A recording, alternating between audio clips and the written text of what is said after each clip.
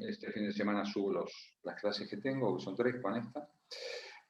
Como decía, a través del índice de liquidez, poder tener una lectura un poco más amplia de lo que es un número. Bien, hasta ahí, normal.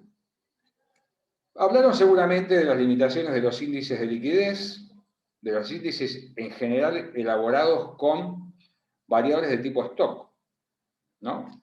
Que no consideran la variable tiempo.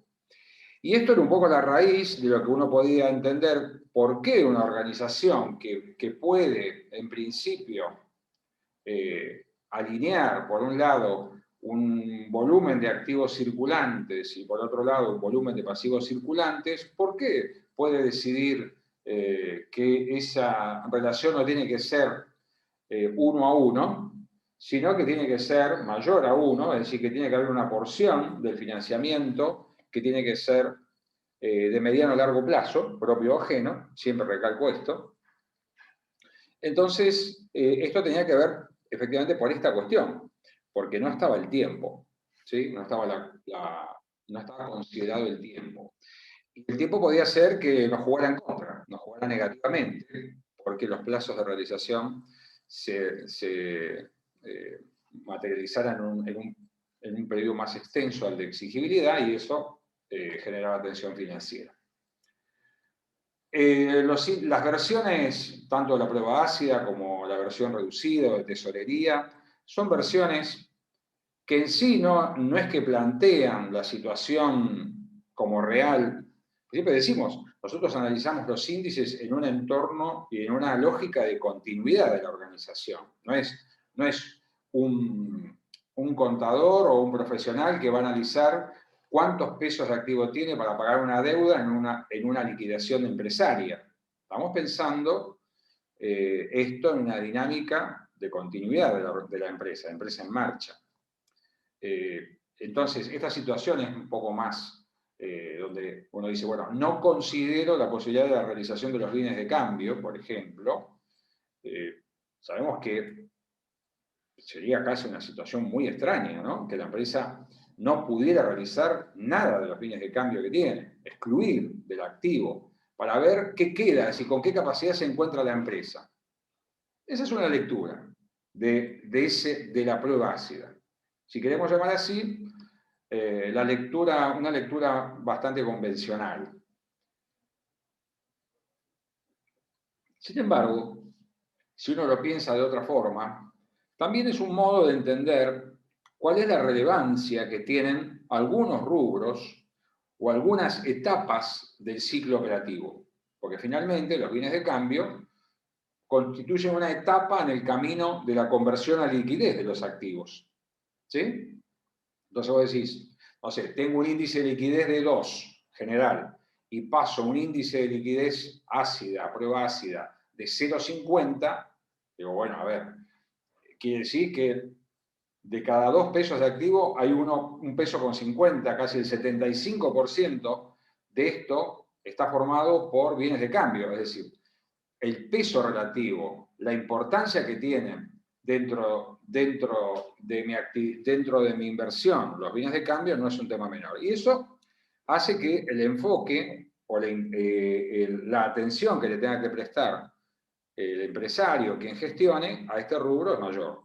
¿Sí? Me parece que va por ahí, más que por pensar la impotencia de no poder vender. Como tampoco sería lógico pensar que la empresa no va a poder cobrar ninguno de sus créditos, por lo tanto excluyo los créditos y solo me quedo con las disponibilidades e inversiones transitorias. Es una situación que refuerza esta lógica. Porque cuando uno piensa en estas limitaciones provenientes, por ejemplo, de la falta de consideración del factor tiempo, va hacia otro terreno. Dice, bueno, está bien. Está claro que la cuestión del tiempo es una cuestión clave para ver si los equilibrios se van a presentar o no, ¿sí? Entre los flujos de ingreso y los flujos de egreso. Yo tengo que saber si está bien. Los volúmenes están, pero yo quiero saber si van a estar sincronizados o desfasados a mi favor. Entonces, el factor tiempo es clave. Y ahí es el tema del análisis de los plazos de realización, es decir, ver cómo incorporar a las magnitudes de los activos y de los pasivos corrientes los plazos de duración. Eso lo vieron en la parte práctica, ¿verdad?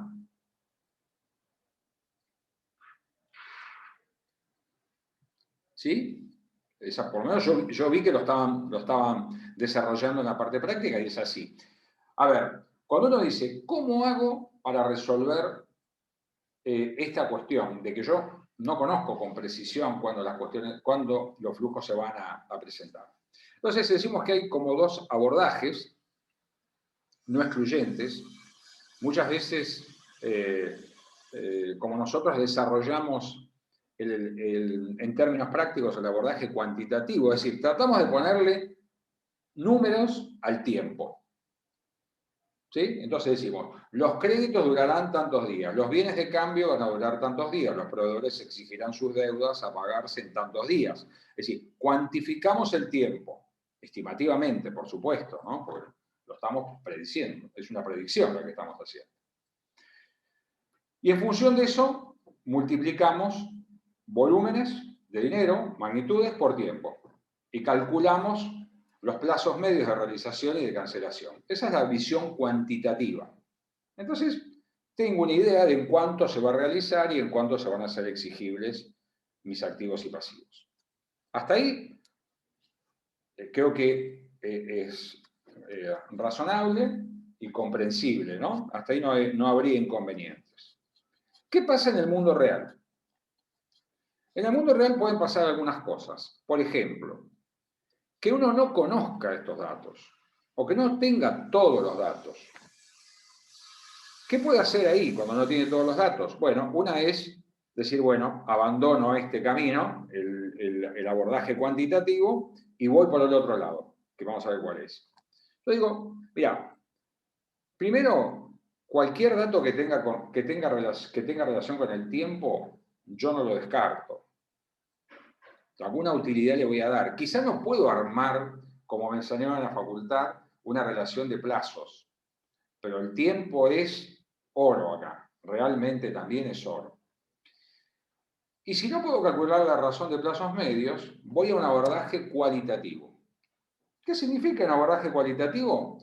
Significa empezar a tratar de comprender la naturaleza de la estructura de la inversión y del financiamiento. ¿Qué hay dentro del activo corriente? ¿Qué hay dentro del pasivo corriente? ¿Cuál es la participación, el peso que tienen los distintos rubros? ¿Sí? Y como decíamos, capaz que descubro que hay un rubro en particular que tiene una posición relativa, un peso relativo importante, y eso me lleva a mí a tener que tratar de comprender y de conocer algo más de ese rubro. Por ejemplo, como decíamos, bienes de cambio, o las cuentas por cobrar, o mis pasivos comerciales, o lo que fuera. ¿Qué me interesa a mí, por ejemplo, si fueran las cuentas por cobrar? Les dejo para analizar el tema de la política de bienes de cambio. Bueno, me interesa saber, yo puedo interrogar al dueño o al gerente comercial y al contador y preguntarle, ¿cuál es el plazo de crédito que ustedes están dando? Para tener una primera impresión. ¿A cuánto cree la empresa que está vendiendo? Y la empresa me podrá decir a mí, estoy vendiendo a 30 días. Bueno, anoto. La empresa dice vender a 30 días. ¿Qué haría yo después? Por ejemplo, preguntaría, ¿quiénes son los principales clientes? ¿No? Es una cartera que está muy repartida. Hay algunos clientes que son... estaba leyendo el otro día un artículo sobre el tema de Pareto, ¿no? Pareto sí le suena, ¿no? El frío de Pareto, la regla del 80 y el 20. En general aplica a casi todas las disciplinas. ¿Por qué no aplican acá? Es decir, que haya un 20% de los clientes, del número de clientes, que explican el 80% de la inversión en crédito. ¿Aplicamos Pareto? Vamos con Pareto. Y aplicás Pareto y te encontrás que, no sé, vamos a poner, de una población de 150 clientes, 30 explican el 80% del crédito. Vamos a mirar esos 30. Y vamos a analizar esos 30. Pues también dentro de Pareto no es que todos son iguales en el 20%. Es decir, siempre hay un orden, si uno empieza de mayor a menor, hay un orden decreciente. ¿A qué plazo están pagando realmente estos clientes? Los que explican el 80% de la inversión en crédito. A los 30, más de 30, menos de 30. Y ahí empiezo a mirar. Y empiezo a armarme un número. Entonces, si bien yo no tengo como en el ejercicio práctico, pues no me voy a comer los 150 clientes para analizarlo, no tengo tiempo, yo con una muestra del 20% o menos incluso, puedo empezar a saber, primero, si la empresa tiene una política que dice vender a 30, pero cuando vas a evaluar cómo pagan los clientes centrales, te das cuenta que el plazo de pago es de 45, 60, 90 días. ¿Sí? ¿Esto es bueno o malo en sí mismo? Bueno no es, ¿no? Esto puede demostrar algún error en el modo de gestionar, de diseñar, ¿sí? De controlar la política de crédito y de cobranza. Pero también define en el imaginario financiero de la empresa,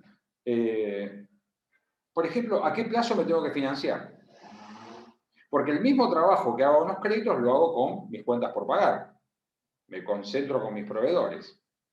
¿Por qué tengo tanto problema con los proveedores de que no puedo pagarle a 30, 45 días si yo cobro 30? Cuando no cobras a 30, empezás a encontrar, porque siempre el análisis es diagnóstico como objetivo y también propuestas o medidas correctivas.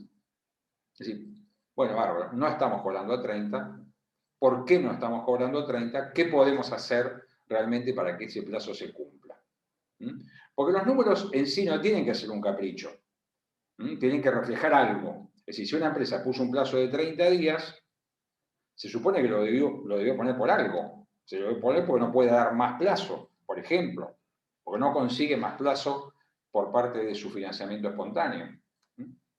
Estoy mencionando algo. Entonces, empezás a abordar los rubros principales, tanto de activo como de pasivo, y esto te permite tomar conocimiento de lo que no podés armar numéricamente. Peso relativo, composición, antigüedad de los stocks, política de compras, principales clientes, cómo los atendés, en qué plazos. Digamos, ¿qué factores son los que definen que el ciclo sea más corto o más largo? Finalmente, eso es lo que estamos diciendo. Tenemos que mencionar también en esto, dígame, ¿hablamos de ciclo de caja y ciclo operativo?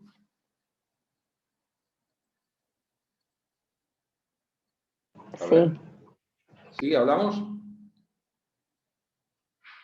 Sí, sí. ¿Sí? Bueno, muy bien. Bueno, entonces esta parte que de alguna manera refuerza esto, porque el hecho de entender el ciclo de caja o efectivo de un negocio también va a explicar por qué una empresa puede tener un índice de liquidez determinado. Es un desafío a la interpretación del índice o de los índices estáticos que a veces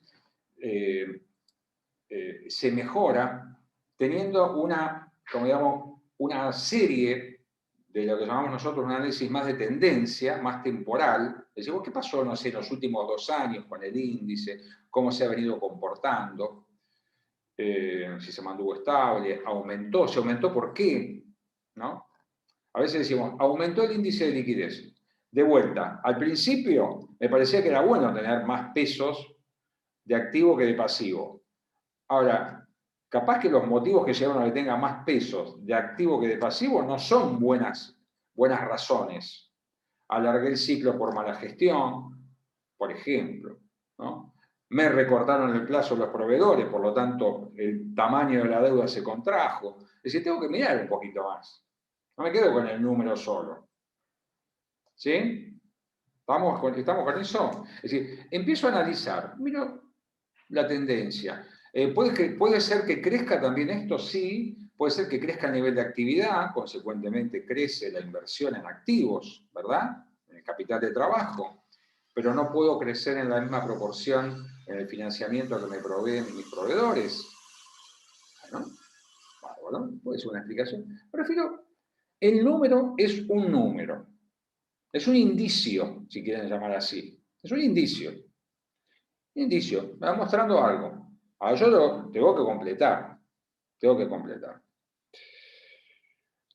¿Puede haber índices de liquidez mayores a 1 y razones de plazos medios que sean negativas? Es decir, negativas, es decir, que sean desventajosas. ¿Puede haber? ¿Puede darse? Estamos en el mundo de los números. ¿Sí? ¿Puede ser?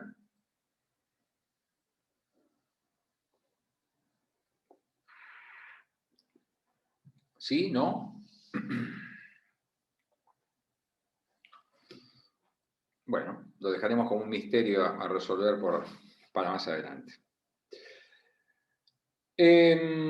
Cuando uno considera, si uno considera y está convencido como tal que el tiempo es un factor clave a la hora del análisis financiero, a punto tal, si recuerdan, cuando analizamos situaciones, por ejemplo, de empresas que operaban en su ciclo operativo con un precio que les permitía recuperar no la totalidad de los costos erogables, dijimos que una forma de alcanzar un equilibrio transitorio entre lo que necesitaba pagar y lo que iba a poder recibir al final de cada ciclo, era a través del alargamiento de los plazos de cancelación o del acortamiento de los tiempos de realización.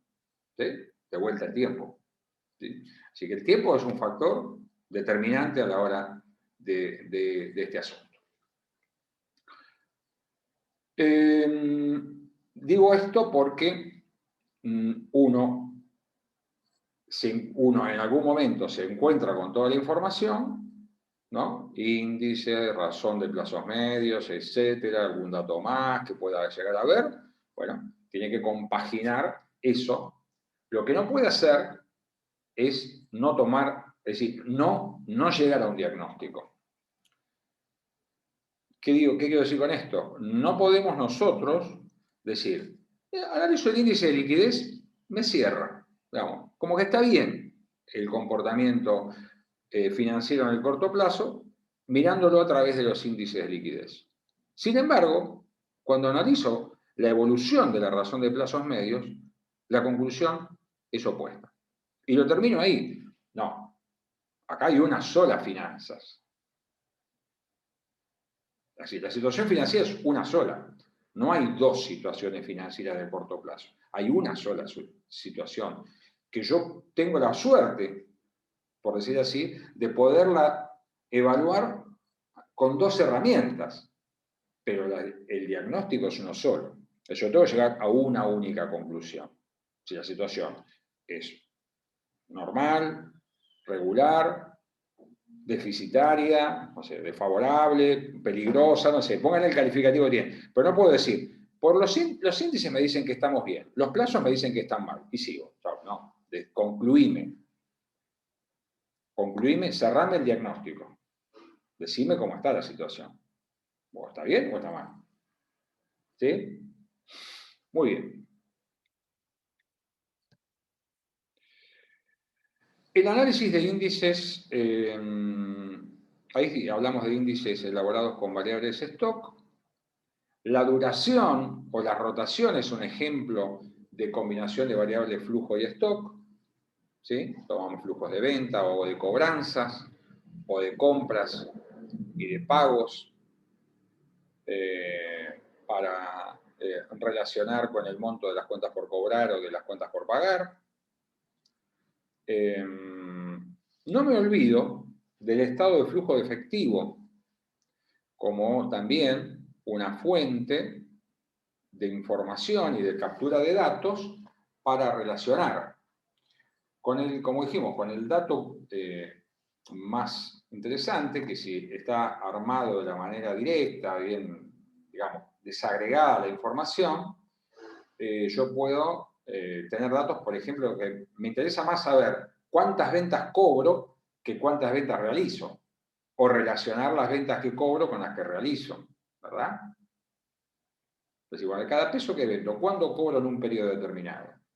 ¿No? Eso también es como que va cerrando. A ver, yo entiendo que ustedes la parte contable como medio como la tienen ahí, no, sin demasiado aprecio, pero digo, se van a mover con esa materia prima. Entonces, tienen que familiarizarse con eso, de alguna forma. Eso es, por ejemplo, ese es un ejemplo de un índice armado en base a dos variables de tipo de flujo. Ventas devengadas y ventas percibidas. ¿Sí? Ventas o cobranzas en un periodo de tiempo. ¿Qué más?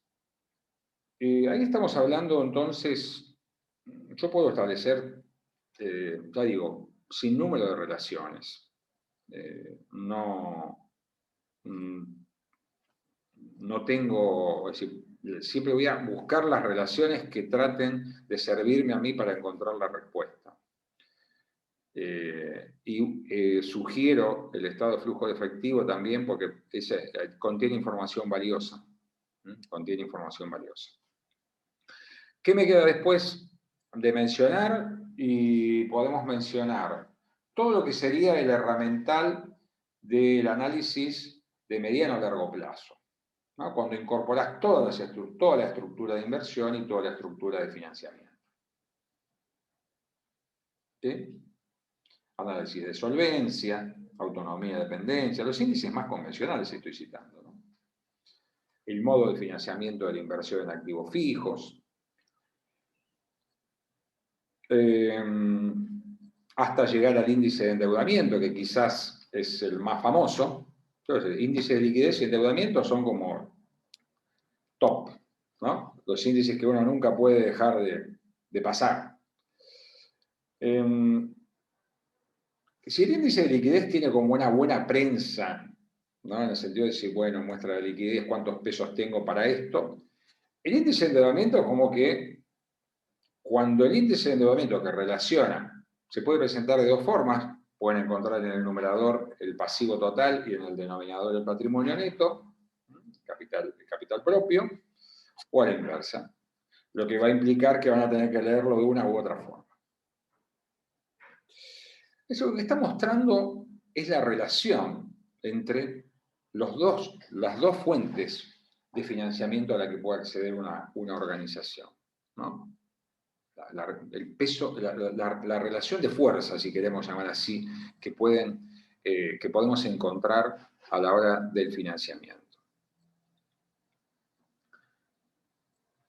Si uno pensara en términos conservadores y de aversión al riesgo, nosotros dijimos, cuando aparecen las deudas en una empresa, surge el concepto de riesgo financiero. ¿Sí? La probabilidad que yo no pueda atender mis compromisos, no pueda pagar, llegado al vencimiento de mis deudas.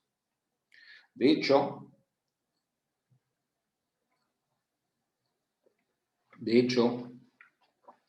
si ustedes consultan, el Banco Central tiene, por ejemplo, una central de deudores, donde estamos todos nosotros, ¿sí? Y están todas las empresas, personas humanas y jurídicas. Y ahí puede uno observar la calificación. ¿Qué quiero decir con esto?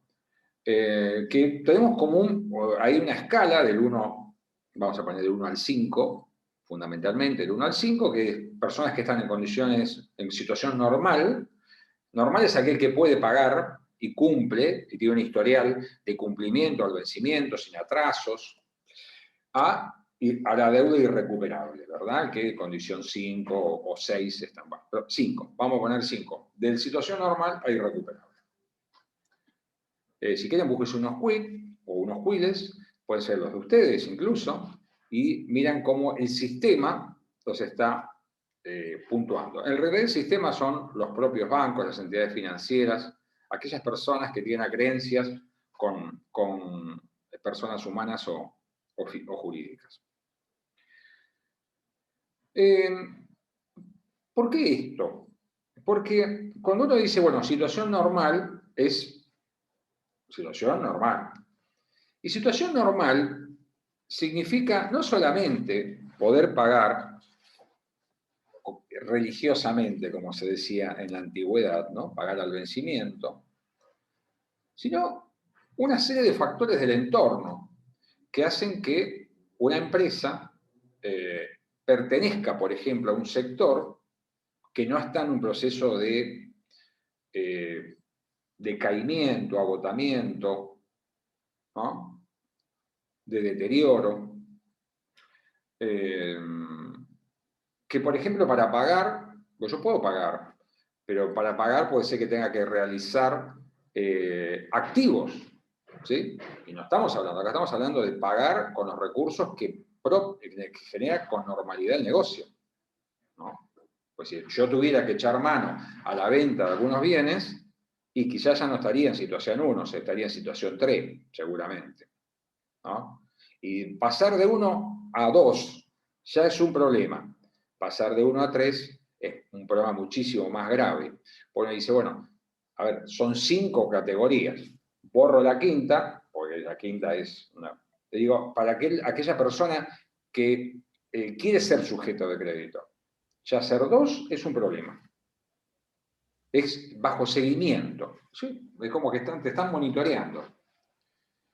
Entonces, cuando nosotros analizamos el índice de endeudamiento, y de vuelta, como todo índice estático, yo siempre sugiero analizar un poco la evolución y entender por qué el índice qué factores llevan al índice a comportarse de la manera que se comportó. Si subió, si se mantuvo o si se redujo. ¿Por qué? Es decir, ¿por qué pasó lo que pasó? Y bueno, porque yo me puedo quedar con un índice que crece mucho, el endeudamiento. Cada vez más deuda respecto al capital propio. Y en principio me trae una apreciación negativa, ¿verdad? Hay algo que se llama apalancamiento financiero, que lo hacen las empresas y lo hacen los individuos. ¿Sí? Está muy de moda en el tema de criptomonedas, trading financiero, etc. ¿Ven? El apalancamiento. Pero vamos a las empresas, ¿no? ¿Qué significa esto? Que la empresa decide financiarse con capital ajeno en lugar de propio. Es decir, si tiene la posibilidad de elegir, elige la deuda. Y eso significa que la relación de deuda a capital propio cada vez es mayor. Ahora, no es lo mismo un índice de endeudamiento que crece para una empresa que tiene un modelo de negocios, que ve crecer su actividad, que tiene resultados positivos, que tiene una rentabilidad creciente, a una empresa que se endeuda para hacer lo que veíamos nosotros, cubrir la plata que no puede recuperar a través del precio y poder pagar sus costos erogables, ¿no? Es decir, una se endeuda para seguir sobreviviendo y otra se endeuda para crecer. Por ejemplo, primera diferencia. Una se endeuda tomando costos elevados, otra se endeuda tomando costos más razonables, más acordes al rendimiento de su inversión. Una se endeuda en el corto plazo, intensamente, otra se endeuda en un mediano o largo plazo. Una se endeuda para financiar un tipo de inversión, otra se endeuda para financiar otro tipo de inversión. Una otorga garantías que condicionan la gestión de sus activos, otra se endeuda sin contraer o sin tener que dar ese tipo de garantías. Todas situaciones diferentes. Entonces, me parece que ahí, de vuelta, el número puede ser puede ser un índice de endeudamiento irrelevante, o si es relevante, yo tengo que hacer una segunda ronda de análisis. Tengo que profundizar un poquito más para entender por qué está sucediendo esto. Si existiera la hipótesis no está permitido hoy del riesgo cambiario, también lo analizaría, es decir, ¿en qué moneda está contraída la deuda? ¿No? En general hoy no está, es decir, no en general, la regla es que no hay posibilidad de contraer deuda en moneda extranjera si no tenés ingresos en moneda extranjera, lo cual está bien, pero pensemos en otras latitudes o personas que tienen ingresos en una moneda y se endeudan en otra, ¿verdad? Diferenciales de cambio que pueden surgir. Profundizo más, analizo un poco más, miro cómo se comportó y trato de entender, de explicarme por qué pasó lo que pasó. Y ahí concluyo, ¿verdad? Ahí puedo concluir, de vuelta. Ahí puedo decir por qué pasó lo que pasó. Más adelante vamos a analizar cómo funciona este tema del apalancamiento financiero, porque es un fenómeno interesante, un fenómeno que de vuelta nos pone a nosotros en la obligación de pensar dinámicamente las finanzas, ¿no? No fotos, sino no solamente la película, sino ¿cómo se llama? El tráiler, el avance de lo que va a venir, bueno, una cosa así. También tenemos que mirar eso. Porque finalmente endeudarse es comprometerse a futuro a pagar algo. Entonces uno obligatoriamente tiene que mirar cómo va a estar, cómo puede ser ese futuro. ¿Sí? Bueno. En algún momento, van a tener que ser capaces de poder, ya digo, formarse esta opinión.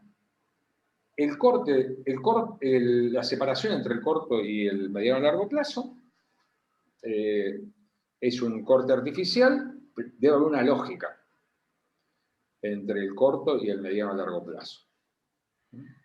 Tiene que haber una fusión lógica entre ambos planos. Bueno, ¿qué más? ¿Alguna duda hasta acá? ¿Algo de la práctica que pueda ayudarles? Profe, perdón, no sé si me escucha bien. Sí. No sé si podremos ver algo de práctica, porque la clase pasada varios nos tuvimos que ir a otra clase y por lo que sé que, digamos, por lo que vi y por lo que sé que dijeron mis compañeros, fue como bastante rápida, entonces hubo conceptos que se perdieron. No sé si podremos ver algún ejercicio de nuevo.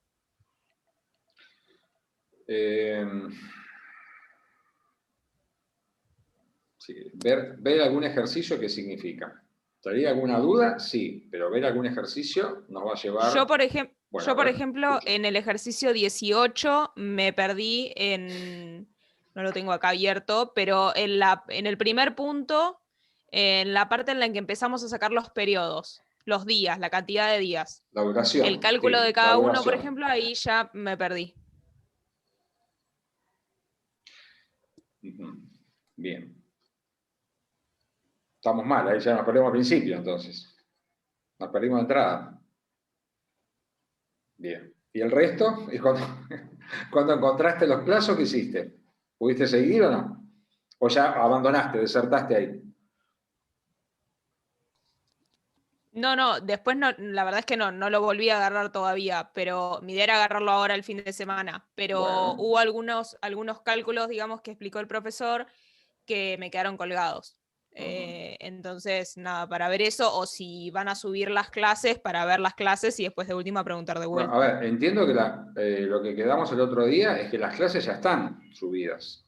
Lo que puede ser que no esté subido ese ejercicio en particular, ¿verdad? Porque Bien. habló que la idea era subir una solución o el desarrollo de un ejercicio más completo de todo lo que tenía que ver con la unidad. Yo diría, a ver, si tenés esas dudas, volcalas por el foro, yo se las transmito a Pedro, como para que él el miércoles arranque por lo menos con eso y bueno, aclare lo que no se puede aclarar a través del foro o otros espacios. ¿Sí? Perfecto. Me refería a la dinámica del ejercicio, pero está bien, si no pudiste pasar el primer punto con claridad, medio como que... No es bueno quedarse con... No. No es bueno quedarse con dudas y arrastrarlas. Lo peor que nos puede pasar. Por eso te preguntaba. Está bien, me parece bien. Bueno, creo que se quedan mucho. Yo tengo la mala costumbre de proponer cosas que después no voy a cumplir, porque ahora yo no voy a ponerme A ver, en la cuenta en horario se utiliza como fecha 30 de abril para calcular los plazos.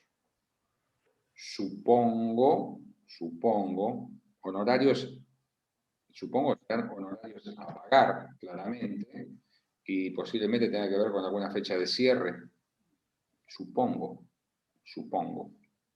Habría que ver la fecha de cierre de ejercicio que se propuso en el ejercicio, ¿no? Hagamos una cosa.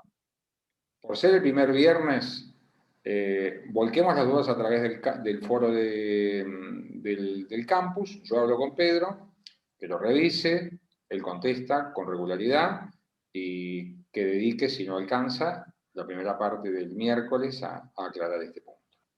Y yo voy a hacer una introducción corta para no marearnos de lo que sigue. Una consulta, profe. Sí.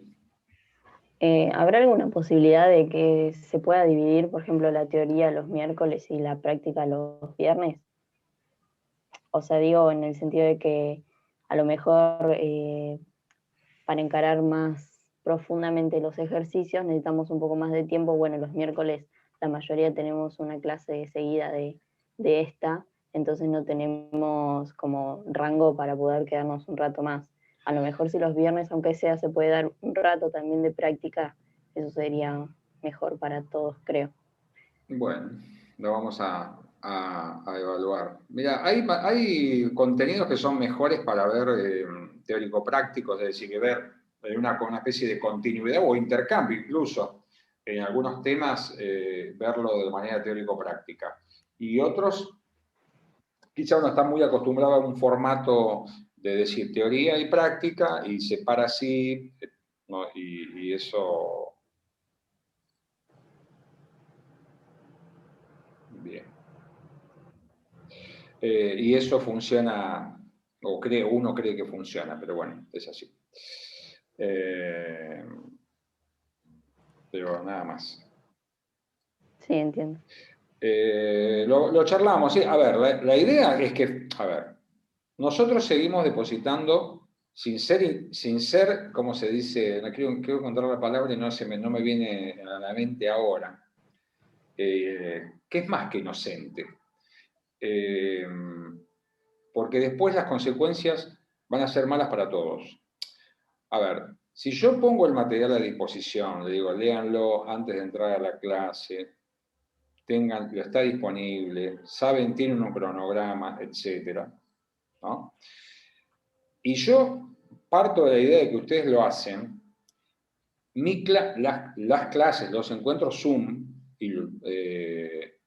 serían como, no digo livianos, pero si yo parto plenamente de la premisa de que ustedes leyeron, miraron las bibliografías, la que está, la que no está, obviamente no la van a poder encontrar todavía, bueno, perfecto, bueno, pero barrieron en los temas que hay.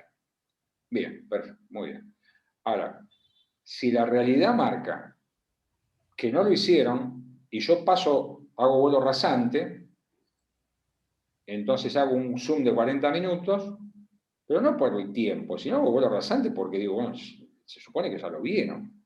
¿Preguntas? ¿Hay alguna duda? Etcétera. ¿Sí? ¿No? Y nadie pregunta nada, y bueno, deben saber todo. Es decir, ese camino nos conduce al precipicio, casi con seguridad. Casi con seguridad. Entonces, lo que digo, bueno, nosotros vamos a ir haciendo, tratando de corregir lo que entendamos que que haya que corregir.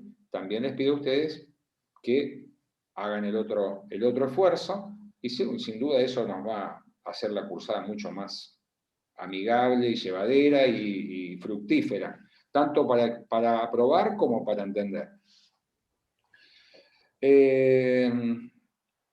Yo no tengo el material digitalizado.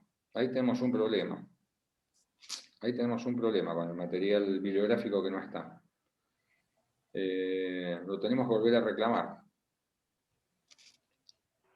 No sé por qué se pierde el material, porque digo, el material, a lo sumo agregamos cosas, pero no sacamos. Así que no sé por qué el material no está. Pero bueno, vamos a a volver a reclamar. Calma, entonces.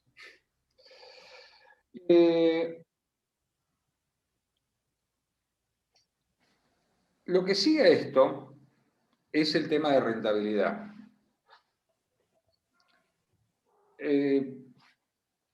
La rentabilidad es la parte que mencionamos en el principio en las clases, que tiene que ver con la eficiencia con que la empresa utiliza sus recursos, ¿no? Para generar resultados. Vamos a ver que los resultados que la empresa va a generar no van a provenir únicamente de las decisiones de inversión, sino también van a provenir de las decisiones de financiamiento. Y bueno, la idea es analizar estos puntos, ¿no? Después vamos a ver, tenemos una tercer clase que también está vinculada al tema de rendimientos. Hay por lo menos como dos líneas para separar, siempre hablando de indicadores de rentabilidad de base contable. Porque más adelante vamos a cambiar o vamos a agregar otra perspectiva a la hora de utilizar parámetros que nos permitan conocer rendimientos, ¿sí? No vamos a utilizar la información contable tradicional, sino vamos a utilizar otros esquemas. Entonces, primero está la rentabilidad de la inversión, que llamamos nosotros. Algunos llaman la RAT, rentabilidad del activo total, rentabilidad de la inversión, rentabilidad económica. Es decir, podemos, y es útil analizar el rendimiento que consigue una organización sin interesarnos cómo se financia esa organización. Es un análisis interesante. Claramente, yo no voy a poder concluir la rentabilidad de un negocio analizando solo la rentabilidad de la inversión. Pero me va a explicar, y yo me tengo que dar cuenta, que en gran medida el motor de rendimiento final que obtiene un empresario es el que proviene de la decisión de inversión. ¿Sí? Ahí van a analizar ustedes, finalmente uno dice, matemáticamente ¿en qué consiste? Bueno, es un cociente, una relación entre el resultado, ¿sí?, generado por los activos de un negocio. Nosotros decimos, el resultado antes de los resultados de la carga financiera, ¿no? Si uno dijera, bueno, analizo el estado de resultado, digo, ¿dónde aparecen los resultados que provienen de la decisión de financiamiento? Acá, listo, bueno. Tomo el renglón anterior. Resultados antes de intereses, ¿sí? Llamamos nosotros, como para explicar bien esta idea, de que yo tengo que juntar todos los resultados que generó mi decisión de inversión, sin que estén contaminados, ni positiva ni negativamente, por los resultados derivados de la decisión de financiación. ¿Sí? ¿Qué quiero decir con esto? Uno dice, la financiación que puede generar resultados positivos si son intereses, por ejemplo, si son comisiones que cobra un banco, si son todos los resultados que genera el uso del financiamiento o capital de terceros. Pero también sabemos que si hay pasivos monetarios, ¿sí?, hay un resultado positivo porque hay un deterioro de los pasivos monetarios que genera una ganancia para la empresa. Ese sería un resultado positivo. Entonces, todo resultado positivo o negativo generado por una decisión de financiación no entra en este análisis. Yo solo considero los resultados derivados de la decisión de inversión.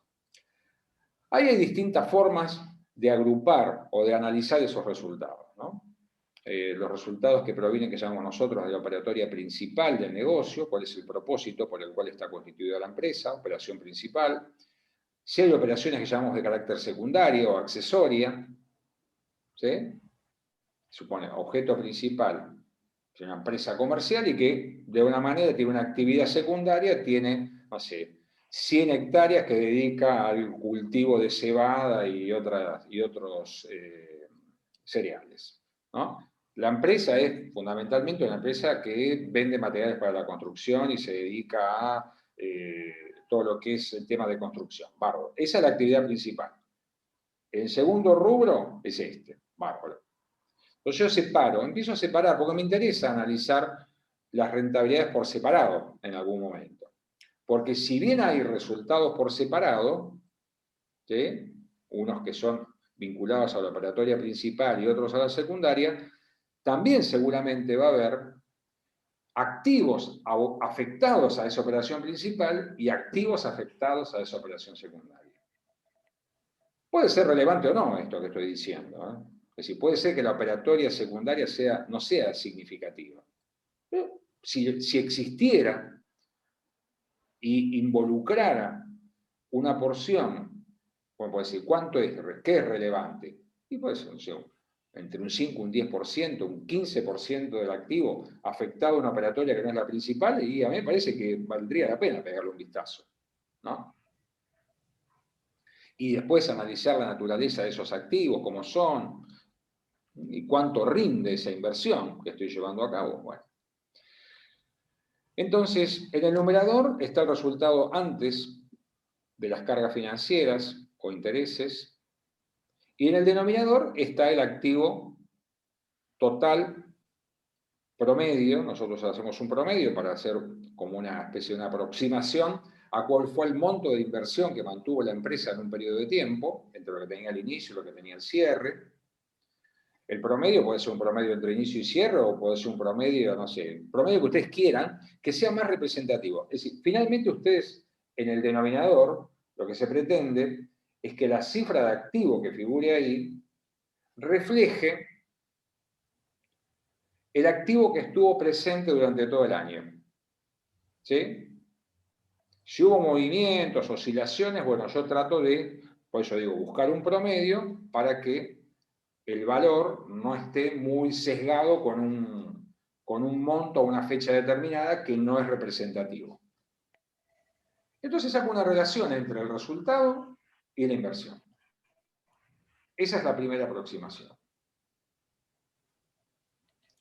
Luego, lo que tenemos como otro esquema es el esquema, empezamos a buscar desagregar, conocer un poco más de la rentabilidad de la inversión. Y analizamos el esquema de Dupont, que es el esquema de separar en margen y rotación la fórmula de rentabilidad. ¿Sí? Ahí se empieza a ver la importancia de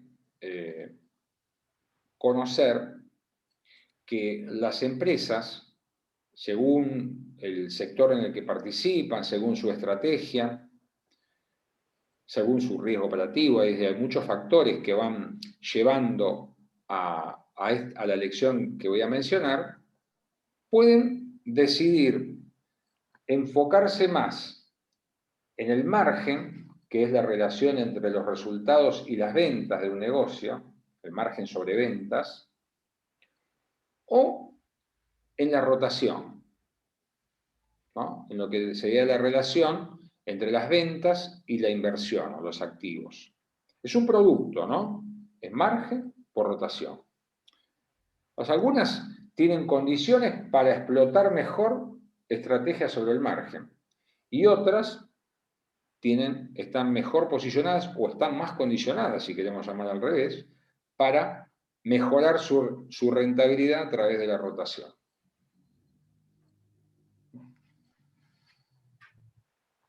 Estos factores no son independientes, son interdependientes. Es decir, ¿qué quiere decir esto? Que cuando yo pienso en mejorar el margen de una empresa, por ejemplo, siempre decimos la primera idea que se nos ocurre es subir el precio, ¿no? Decir, bueno, ¿cómo mejoraría el margen sobre ventas? Y bueno, aumentando el precio.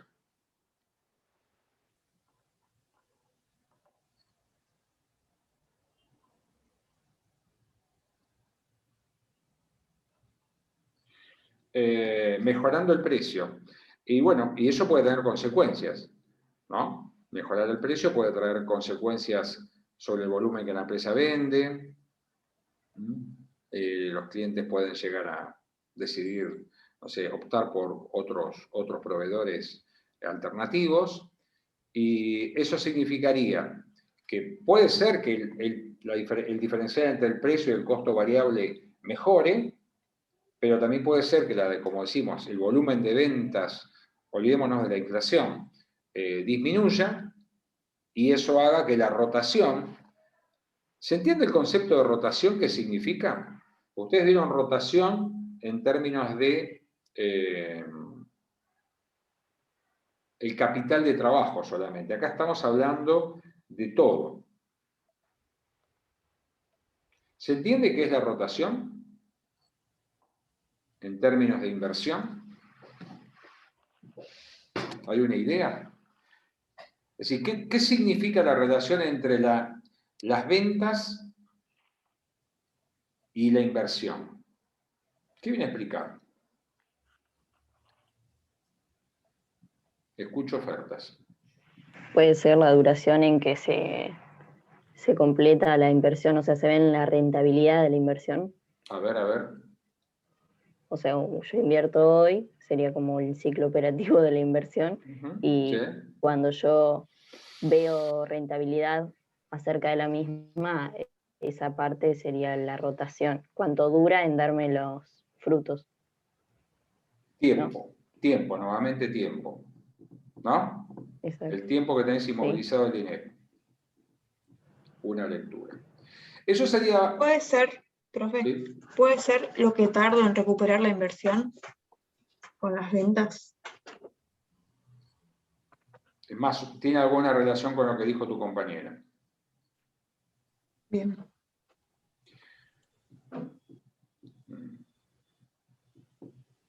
Ahora, pensando ahora un poco más amplio, ¿no? Que la inversión no es solamente capital de trabajo, sino que también incluye los activos fijos.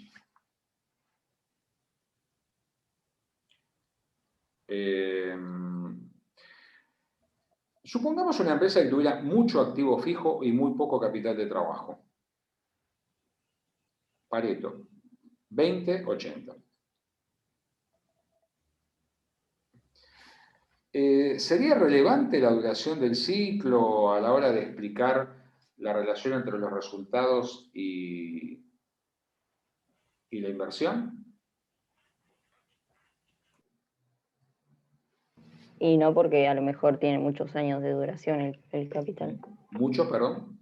¿Muchos? Muchos años de duración. O sea, la amortización la haría en un plazo más largo. O sea,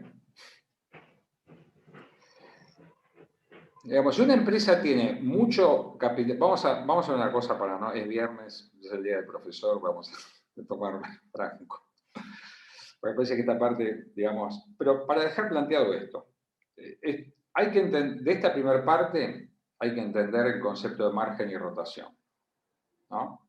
Y después analizar y empezar a profundizar por qué las empresas, se enfocan más en políticas pro margen o pro rotación. En general son restricciones. Las empresas tratan de mejorar el margen y la rotación, pero no siempre lo consiguen. Por esta cuestión de interdependencia, de lo que le hace bien a uno le hace mal al otro factor, y a veces porque no tienen las condiciones para explotar simultáneamente las dos cosas. Entonces se enfocan en uno. La rotación está asociada al concepto del ciclo operativo, ¿verdad? Rotación, ¿no? Algo que empieza y que termina, entonces eso tiene que ver con la dinámica de corto plazo.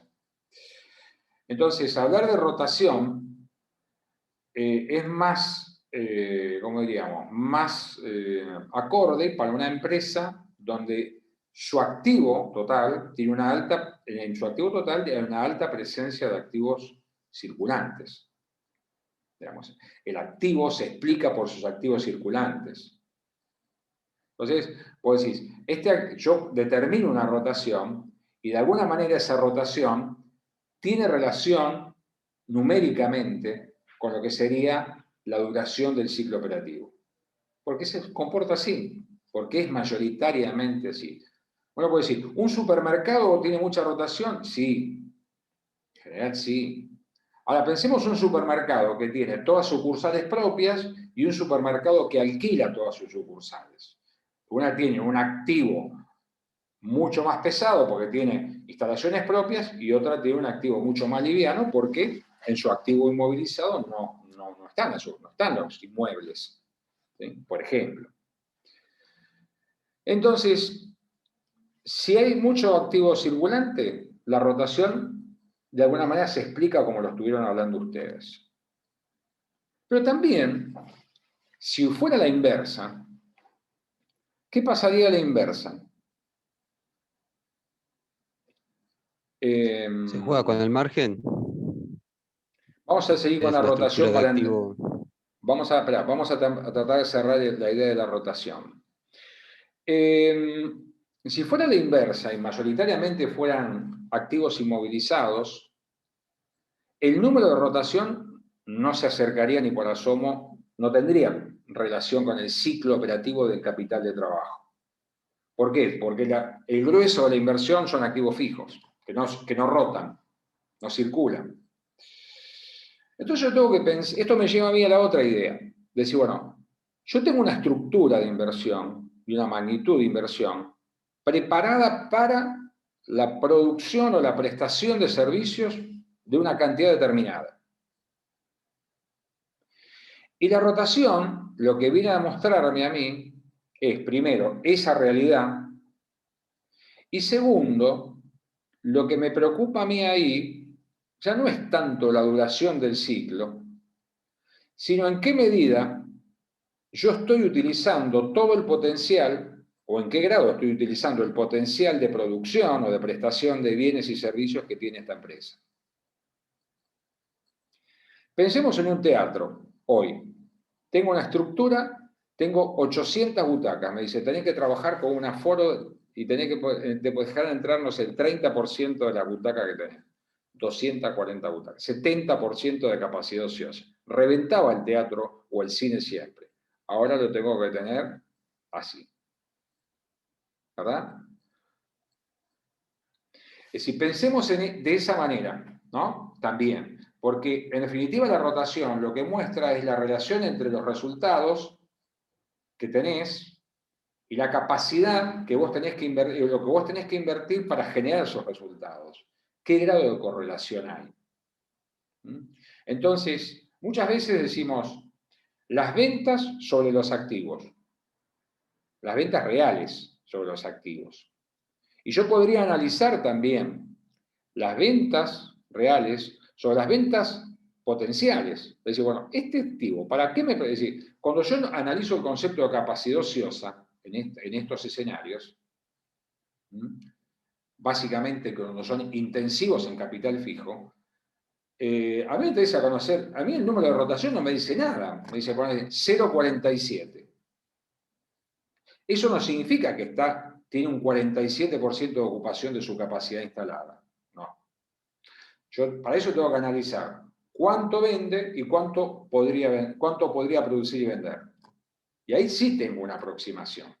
Pero el número de la rotación ahí no me está diciendo, sí, mirá, estás con una empresa que seguramente es una empresa pesada, porque tiene una rotación por debajo de 1, ¿sí? Está todo bárbaro. Ni en un año completa el ciclo, pero no tiene sentido la lógica del ciclo meterla acá como conclusión. Analizar el ciclo por un lado, pero enfócate en analizar cuál es el potencial de esa organización y en qué medida, por las razones que sea, lo está utilizando. Por ahí, y a modo de cierre y despedida, por ahí mencionaban el tema del margen como un complemento o una compensación a las rotaciones pesadas. Es correcto. No sé si fue así el planteo. ¿Es correcto? Sí, fue así. Bueno, Estamos explícalo, hablando por de la favor. rentabilidad del activo. Dale, explícalo. Y al tener una rotación baja, el margen elevado compensa esa baja rotación. Por lo tanto, la rentabilidad del activo se mantiene. Fijémonos que una empresa que tiene un alto nivel de inmovilización de activos fijos es una empresa que tiene un factor de riesgo operativo, ¿verdad? Estructura rígida, poco flexible, poco adaptativa. Por eso decíamos, perdón, voy a prender la luz porque ya no me estoy... Hay uno que no lo veo más ya, no sé si está ahí en la oscuridad. No, decíamos, una empresa que tiene una estructura muy pesada tiene que ser, de alguna manera, compensada de otra forma. ¿Cómo? A través de un margen más elevado. ¿Cómo? Por ejemplo, también, quizá con una demanda más estable. ¿Cómo? A través de regulaciones que le garanticen menos competencia. ¿Sí? ¿Cómo? Con conductas oligopólicas, si querés llamar así. Por las buenas o por las malas. Sube la nafta YPF. O casualidad, todos suben la nafta después de YPF. Se ponen todos de acuerdo. Es una obviedad. A ver. Es decir, el fenómeno de la competencia, sí, pero creo que es más interesante analizar el fenómeno de la no competencia, que puede explicar por qué en algunos rubros o hay muy pocos jugadores o hay uno solo, ¿sí? O de alguna manera es inevitable que haya pocos jugadores y que más o menos no se canibalicen, no se coman entre ellos, porque el volumen de inversión que tienen que enterrar es muy significativo y lo tienen que traducir, lo pueden compensar a través de una demanda más o menos ordenada, administrada, si querés llamar así, y que no sea una guerra de precios, ¿no? Es decir, que ellos, de alguna manera, compensen eso con lo otro. Entonces, tratemos de pensar así el tema de la... pensemos que la rotación, finalmente, sea de capital de trabajo mayoritariamente o de activo fijo mayoritariamente, finalmente lo que está marcando es la eficiencia con que se están usando esos activos. Es decir, del potencial de esos activos, ¿cuánto estoy sacando? Ese es el dato. Me parece que así, para no quedarnos con la idea sola de que la rotación es finalmente un número de días, que yo lo puedo traducir porque yo me quedo con la rotación del capital de trabajo. No, acá tenemos todo. Miro la inversión, veo cómo es su composición y a partir de ahí saco conclusiones. Muy bien. Esta es una introducción de lo que vamos a ver en más detalle el miércoles. Vamos a tratar de ir ordenando esto. Voy a hablar con Pedro. Suban las dudas, por favor, al foro de práctica. Vamos a volver a reclamar el tema de la bibliografía para que la suban y esté disponible. Y no mucho más. Que tengan buen fin de semana. Lean. ¿Sí? Lean de... acá Camila dice, no encontró los videos de práctica, estamos fritos, ¿eh?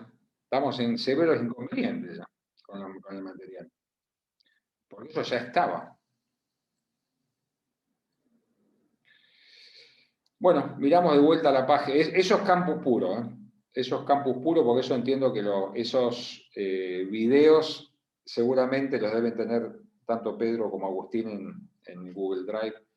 Yo los subí, los videos de teoría están en el canal de YouTube mía, pero ellos creo que los subieron, los deben tener en Google Drive. Acá, ahí me pareció. ¿Ven? Facundo le dio la solución. Les agradezco mucho, nos estamos viendo el miércoles. Dale. Bueno, gracias, profe. Bueno, chao. Gracias, profe. Chao. Chao, profe, gracias. Chao.